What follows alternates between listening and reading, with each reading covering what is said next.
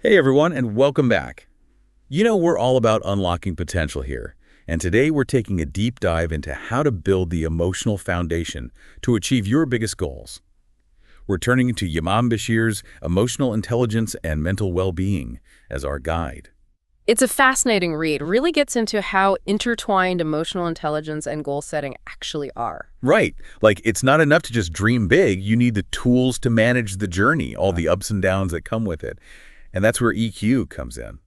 Absolutely. Bashir's approach really resonates with how crucial EQ is in navigating not just our personal lives, but our professional ones too. I used to think intelligence was all about like how high you scored on an IQ test. But Bashir really opened my eyes to the power of EQ, this whole other dimension of intelligence. It's a game changer for sure. EQ is about understanding and managing emotions, both our own and those of others, and learning to use those emotions effectively. It's like instead of letting our emotions control us, we become the conductor of this orchestra, right? Exactly. And just like a conductor needs their instruments, Bashir breaks EQ down into 5 core components: self-awareness, self-regulation, motivation, empathy, and social skills. Consider them your EQ toolkit. Okay, I like that. And just like any tool, the more we practice using them, the more skilled we become. One example that really stuck with me was delaying gratification, like choosing to go for a run instead of hitting that snooze button, even though your brain is telling you to stay put. That's self-regulation in action, recognizing impulses but making a choice aligned with your goals. It's about that feeling of, I did it. When you finally tackle something you've been putting off, that's powerful. It definitely beats the guilt trip of procrastination. But how do we even begin to understand these emotions in the first place? It feels kind of, well, uncharted territory sometimes. Bashir talks about expanding our emotional vocabulary. Instead of just saying, I feel bad, we get specific. We ask ourselves, am I frustrated, overwhelmed, disappointed? Each emotion carries a different message, and understanding that message is key. That reminds me of a phrase from the book, name it to tame it. I've been using that.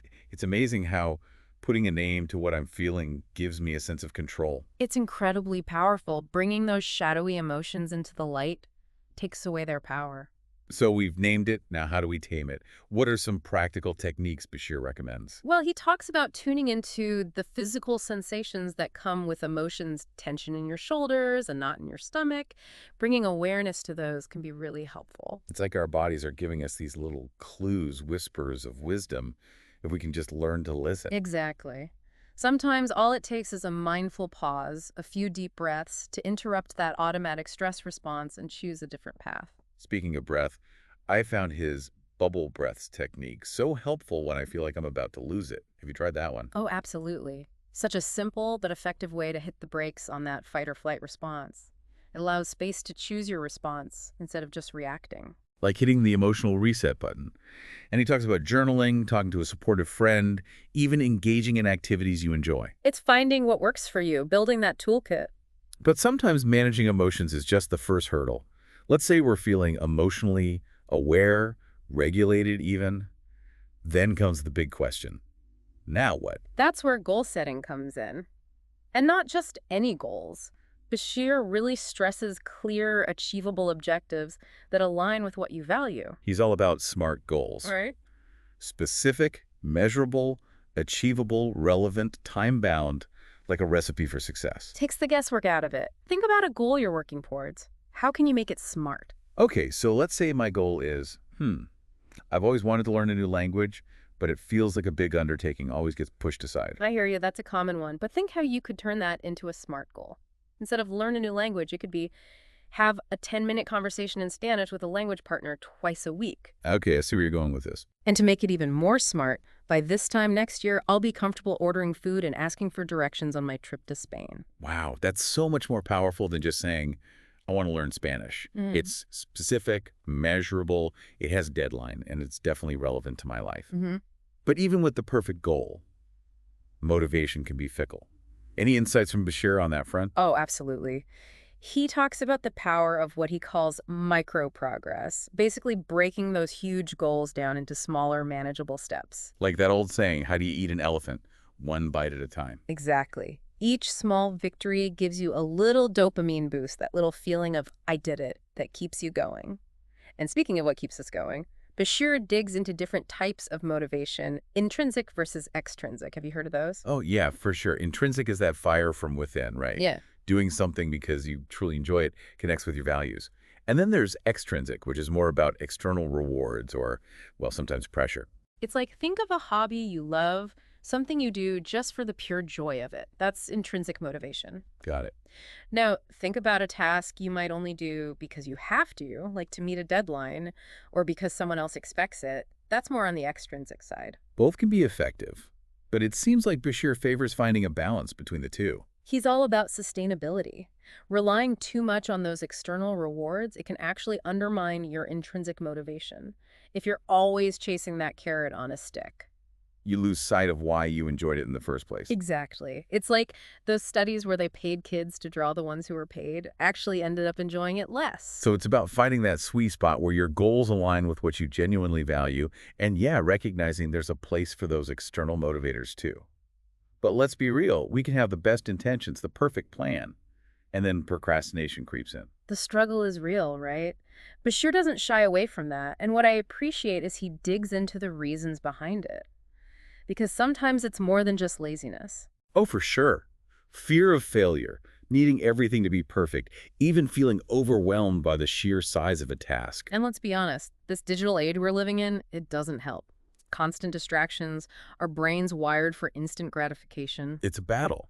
Yeah. So how do we fight back against procrastination, according to Bashir? Any secret weapons? He's got a whole arsenal of strategies. One that really resonated with me is this idea of a just do it mindset. Sometimes the hardest part is simply starting. Oh, tell me about it. Some days I stare at my to-do list, totally paralyzed, but then I make myself pick one thing, even just for 15 minutes. And often that's all it takes. It's like breaking through that initial resistance. Exactly. Once you get going, even in small increments, the task suddenly feels less daunting. Like that feeling when you finally tackle that pile of laundry that's been sitting there for days? Maybe not glamorous, but the relief. Speaking of small victories, Bashir talks a lot about habits, right? Absolutely. He argues that our habits, those tiny actions we repeat day after day, they're what make or break us in the long run. It's so true. Motivation might get you started, but habit is what keeps you going. He provides a roadmap for turning good intentions into lasting change. And it starts with starting small. Don't try to change everything overnight, one habit at a time. Instead of I'm going to become a morning person, it's I'm setting my alarm 15 minutes earlier. Exactly. He also emphasizes cues and rewards, little things to trigger the habit and then celebrate those small wins. Make it enjoyable. What about when we stumble? Because, let's face it, we all fall back into old patterns sometimes. He's big on self-compassion. It's about progress, not perfection. When you slip up, treat yourself with the same kindness you'd offer a friend. Be your own cheerleader. And speaking of cheerleaders, he also highlights the importance of a support system. It makes all the difference. Sharing your goals, having people to celebrate with, or offer encouragement when you're down. But Bashir goes beyond the individual. He looks at how goal setting impacts things on a global scale. Yes. His case study on youth futures in India was so inspiring. Empowering young people to set goals, especially in education and career, it had this ripple effect. It's a good reminder that it's not just about personal gain, but about creating a better future for everyone. Recognizing we all have the power to make a difference.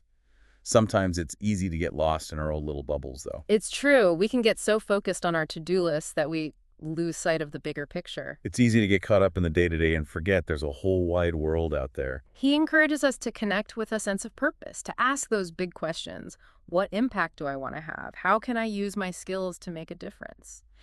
And, as we wrap up our deep dive into Bashir's work, he leaves us with a final thought-provoking question. Considering how deeply EQ impacts our relationships, how do you think developing our emotional intelligence could lead to more fulfilling connections in all areas of our lives? That's a big one. It makes you realize that self-awareness, empathy, communication, they're the foundation of any strong relationship, really. It's not just about understanding our own emotions, it's being tuned in to those of others. Navigating disagreements constructively, showing up with compassion, building trust. Reminds me of something Brené Brown said. Empathy has no script. It's simply listening, holding space, honoring their feelings, and communicating that they're important. So well said. And when we nurture those emotional intelligent connections, they become sources of support, inspiration. It's not just about checking things off a list, it's about enriching our lives with those meaningful relationships. That feeling of belonging, that connection, it makes the journey so much richer. This deep dive has given us so much to think about, and more importantly, to put into practice. Absolutely. Remember, personal growth is a journey. It's not about reaching some finish line. There will be bumps along the way, but Bashir gives us the tools to navigate those challenges and keep moving forward. He reminds us we're not just setting goals, we're shaping our lives. One choice, one habit, one step at a time. And who knows what we can achieve when we tap into that power of emotional intelligence. It's inspiring, for sure.